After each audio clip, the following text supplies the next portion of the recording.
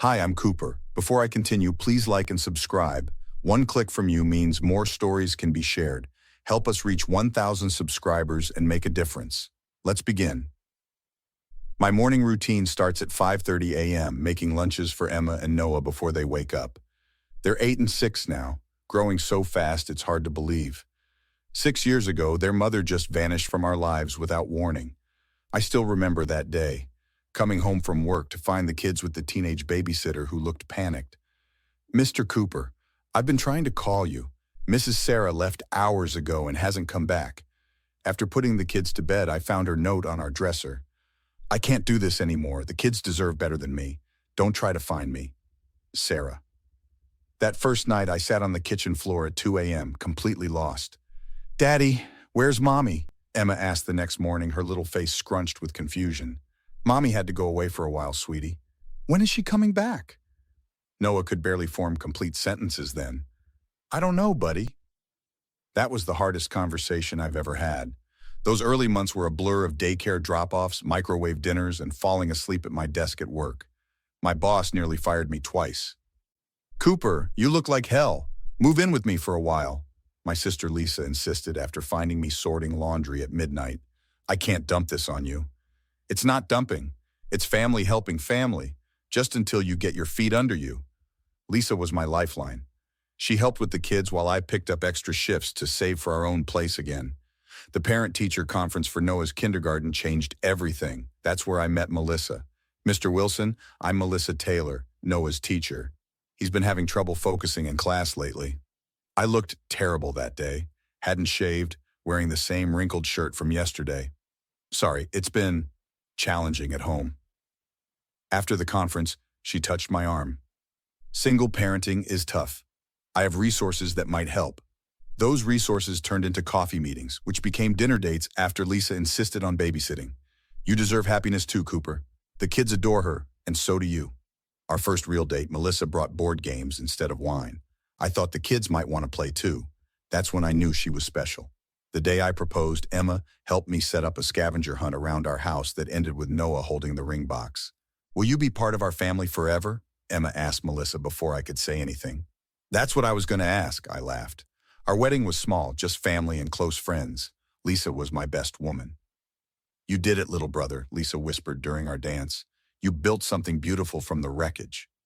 It wasn't easy, but we created stability. Melissa adopted the legal mom role the kids desperately needed. We bought a house with a backyard where Noah could play soccer and Emma could plant her garden. Life finally felt whole again. Then Sarah showed up on our doorstep, acting like she'd just been gone for the weekend instead of 6 years. I was knee-deep in quarterly reports when my assistant buzzed through. "There's someone insisting on seeing you, says she's family." I nearly dropped my coffee when I saw Sarah standing in my office doorway. 6 years older, but unmistakable. "Hey, Cooper." Her voice was casual, like we'd seen each other yesterday. "What are you doing here?" My hands were shaking. "I've been in therapy, working on myself. I'm ready to be a mom again." I laughed out loud. "A mom? You abandoned a 2-year-old and a 4-year-old. You don't get to waltz back and claim motherhood." "They're still my children. I have rights." "Rights? You forfeited those when you left a note and disappeared for 6 years. Sarah pulled out her phone. "Look, I've changed." She showed me photos of herself volunteering with kids. "I want to meet them this weekend." "Absolutely not. I'll go to court if I have to." Her tone shifted from pleading to threatening. "I've been watching them from a distance. Emma looks just like me." Those words sent ice through my veins. She'd been watching my kids. I called Jake immediately after kicking her out. "She just showed up at my office demanding to see the kids, said she's been watching them." "That's concerning, but not illegal yet. Has she tried contacting them directly?" "Not yet, but she threatened court. She's been gone 6 years with zero contact. Courts won't look kindly on that, but document everything from here on out." 2 days later, Melissa called me at work. "Cooper, Diane just called asking weird questions about our marriage and the kids. Said she ran into Sarah at the grocery store." Diane had been Sarah's friend before she left. I hadn't heard that name in years. "What kind of questions?" "If the kids ever ask about their real mom, if we fight a lot, if the kids are happy." It felt like she was fishing. That night, I received texts from 3 different friends saying Sarah had reached out to Reconnect. She seems really sorry, man, my old college buddy Chris said when he called. Said she made a huge mistake and just wants to make things right. Did she mention she abandoned her toddlers without warning and never sent so much as a birthday card for 6 years? She said you've been keeping her away. Are you kidding me? The worst came when I picked up Emma from soccer practice. Dad, a lady took pictures of me playing. When I asked who she was, she said she was an old friend of yours. I nearly crashed the car. That night, Melissa and I decided we had to tell the kids before Sarah approached them directly. Remember how I told you your birth mom had to go away? I started. Because she was sick? Noah asked. I'd never said that, but kids fill in blanks themselves. She left because she wasn't ready to be a mom. Now she's back in town and wants to meet you. Emma's face scrunched up. Does that mean Melissa isn't our mom anymore? Of course not, sweetie, Melissa hugged her. Nothing changes that. Do we have to see her? Noah looked terrified. No, buddy, you don't have to do anything you don't want to.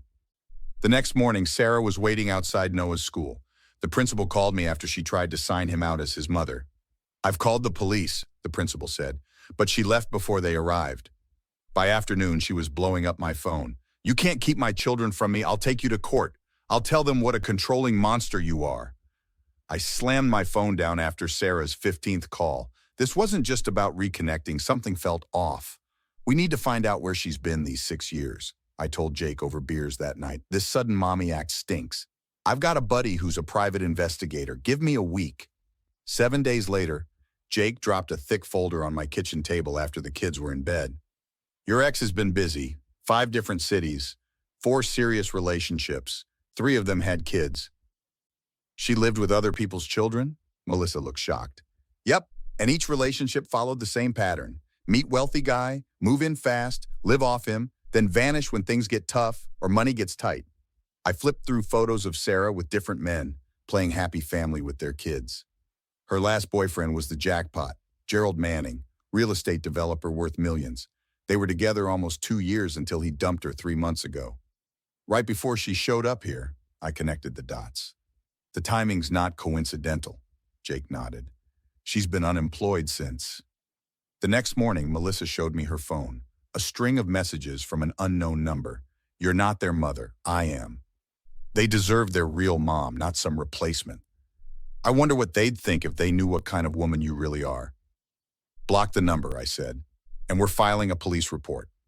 The officer looked sympathetic but shrugged. Without direct threats, there's not much we can do. Get some security cameras, record any interactions. That weekend was Emma's piano recital. We were sitting in the auditorium when I spotted Sarah slipping in the back door. What's she doing here? Melissa whispered. I don't know, but I'm not letting her near Emma. Emma played beautifully. As families gathered in the lobby afterward, Sarah pushed through the crowd straight toward us. I came to see my daughter perform. You weren't invited. I blocked her path. Move aside, Cooper. I have every right to be here. Emma hid behind Melissa, eyes wide with fear. Is that her? She whispered loudly. The lady who left us? Sarah dropped to her knees. Emma, sweetie, I'm your mommy. I've missed you so much. You're not my mom, Emma declared. Melissa is my mom. Sarah's face hardened. This is your fault, she hissed at me. You've poisoned them against me. She turned to the gathering crowd. This man won't let me see my own children. He's keeping them from their mother. Other parents stared as Sarah created a scene. The music teacher finally intervened, asking her to leave. Later that night, my phone rang. It was Lisa. Cooper, I ran into Diane at yoga. After a few glasses of wine, she spilled everything. Sarah isn't just back for the kids. She's broke. Her rich boyfriend kicked her out after catching her cheating. So why come after us now? Child support. She thinks if she gets partial custody, you'll have to pay her. The pieces clicked into place. I installed cameras around our house the next day and downloaded a call recording app on my phone. Right on cue, Sarah called that evening. I've decided to be reasonable, Cooper. Maybe we can work something out. What kind of arrangement did you have in mind? Joint custody, every other weekend, half the holidays, and... She paused. Appropriate financial support, of course. Financial support? Well, I am their mother. I'll need help getting set up to care for them properly. I looked at Melissa and smiled. Sarah had just handed us exactly what we needed. The family court was smaller than I expected. Jake arranged everything, filing for an emergency hearing for a restraining order and to formally deny Sarah's custody claims. Your Honor, we have extensive documentation of harassment, stalking, and the true motivations behind Miss Williams's sudden return, Jake began, nodding to the clerk to start the recordings. Sarah's voice filled the courtroom. I'll need help getting set up to care for them properly. Then another call. I'm thinking $2,000 a month would be fair child support. Plus, their health insurance, of course. Sarah shifted uncomfortably as her own words exposed her. She's taking things out of context, Sarah's lawyer objected. The judge raised an eyebrow. Let's continue with the evidence. Next came the text messages to Melissa. Back off my family or you'll regret it. Security footage showed Sarah following Emma at soccer practice, lurking outside our house at night, and the scene she caused at the recital. We've also located witnesses from Miss Williams' past, Jake continued. A woman named Patricia testified via video conference. Sarah lived with my brother for 14 months. She played mom to his daughter until his business failed. Then she vanished overnight, taking his credit cards. 2 more similar testimonies followed. Gerald Manning himself appeared next. I supported Sarah financially for nearly 2 years. When I discovered her affair, I ended things. She threatened to claim my son had become attached to her, and she deserved ongoing support. Sarah jumped up. He's lying. I loved you, Gerald. Order! The judge slammed her gavel. Miss Williams, control yourself. Sarah's lawyer whispered urgently to her, but she shoved him away. These children need their real mother. They were stolen from me. The judge's face hardened. Miss Williams, you abandoned these children for 6 years without a single attempt at contact. Your own recorded statements indicate your interest is primarily financial. 4 hours later, it was over. Sarah was denied all visitation rights and a permanent restraining order was issued protecting me, Melissa, and both children. Stay 500 feet away at all times, the judge ordered. Any violation will result in immediate arrest. Outside the courthouse, Sarah cornered me by my car, tears streaming down her face. I made a mistake, Cooper, a terrible mistake. Please don't do this to me. I've changed. I'll do anything. The time for that was 6 years ago. You had your chance to be their mother and you threw it away. I was sick, depressed. I couldn't handle it. Yet you managed to play happy stepmother to other kids when there was money involved. Her expression changed, ugliness replacing the tears. You'll regret this. I still have friends in this town. 2 weeks later, Lisa called with news. Sarah got fired from her new job at the insurance company. Apparently, someone anonymously sent them the court transcripts. What a shame, I said, not bothering to hide my smile. Word is she's leaving town, crawling back to her parents in Arizona. The official adoption ceremony for Melissa was small. Just us, the kids, Lisa and Jake. Emma wore a fancy dress, and Noah insisted on a bow tie. Do you, Melissa Taylor Wilson, commit to being the legal mother of Emma and Noah Wilson with all the rights and responsibilities that entails, the judge asked.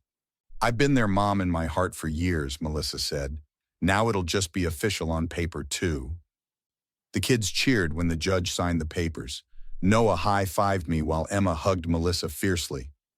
That night we had a backyard celebration. Lisa brought a cake that read "Officially Family" in blue frosting. To think Sarah actually did us a favor by showing her true colors, Jake raised his glass. Sometimes trash takes itself out, Lisa added. After everyone left, Melissa and I sat on the porch swing watching the kids chase fireflies. You know what's funny? Melissa said. I used to worry she might come back someday. And now? Now I'm just grateful. If she hadn't left, we wouldn't be here, the 4 of us. I squeezed her hand. Their real mom has been here all along. Is there ever a point where someone's abandonment becomes truly unforgivable? Or does everyone deserve a second chance no matter what they've done? Was Cooper right to reject Sarah's tearful apology? Or should he have shown mercy for the sake of closure? Share your thoughts in the comments below. We all have different perspectives on forgiveness and redemption, and I'd love to hear yours. If you enjoyed this story and want to hear more like it, please take a moment to like this video and subscribe to our channel. Your support makes it possible for us to continue sharing these stories. Thanks for watching, and I'll see you in the next video.